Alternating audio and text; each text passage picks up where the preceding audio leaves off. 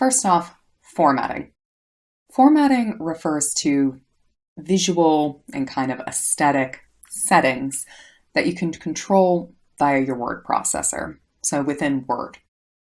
This would include things like your margins, so the width of those margins, headers, whether you're meant to include a title page and what that looks like, font and font size, the spacing of your lines, things like that.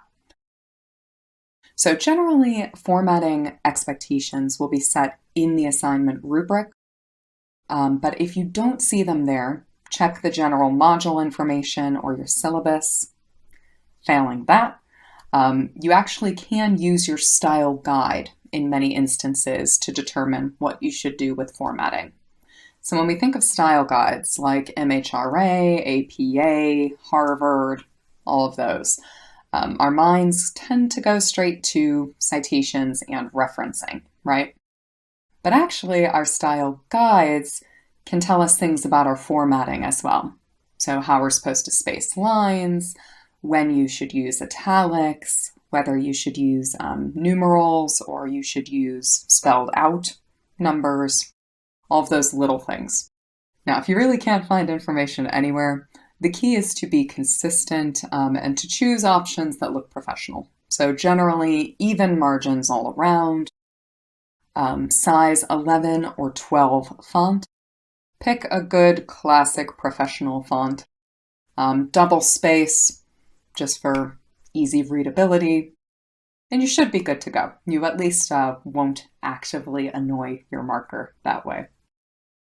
Spelling, grammar, and punctuation are another big three area to be on the lookout for. Now, I will say that computers have made our lives easier in this regard.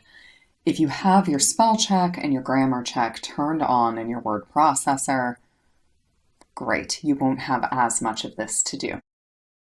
That said, computers do not catch everything, at least not yet. So you do still need to look for spelling, punctuation, and grammar when you are proofreading. Next, word choices and sentence structure choices. So this would include both the variety of kind of your sentence structures, as well as the variety of your vocabulary. So are you kind of reverting to the same words in every case, or can you diversify what you're doing in terms of sentence rhythms and the words that you're choosing? A biggie in academic writing, acronyms. Acronyms are letter-based abbreviations for terms or phrases in our writing. Cognitive behavioral therapy would be abbreviated potentially to CBT. What you need to be sure of is that you establish your acronyms clearly in the first instance. So if I'm writing a psychology essay, the first time that I refer to cognitive behavioral therapy, I need to spell out all three of those words and then in parentheses say CBT to establish that acronym. From that point forward in the essay, I can just say CBT without having to repeat cognitive behavioral therapy every time. Finally, a big one in academic writing, citations and referencing. If you are using a reference manager like EndNote, then some of this process will be automated for you. The thing is, EndNote, Zotero, Mendeley, those programs are not infallible. There will be times when maybe they don't recognize the kind of source that you're trying to cite, or they omit some key piece of information.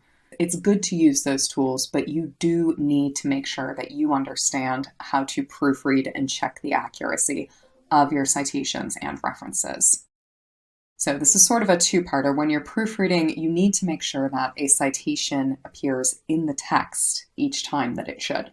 Every time that you cite an outside idea, piece of data, statistic, fact, is there an in-text reference or a footnote, depending on your style guide? Then, is that reference formatted correctly? So if you're supposed to be using footnotes, but you've put in a parenthetical citation, you'll lose points for that. So make sure it's accurate to the style guide expectations and that it appears how it should. The other layer of this is checking your references page or your bibliography. So your citations will be the full version on that references page or bibliography, and you need to ensure that each appears as it should, including all of the necessary information, depending on the source type.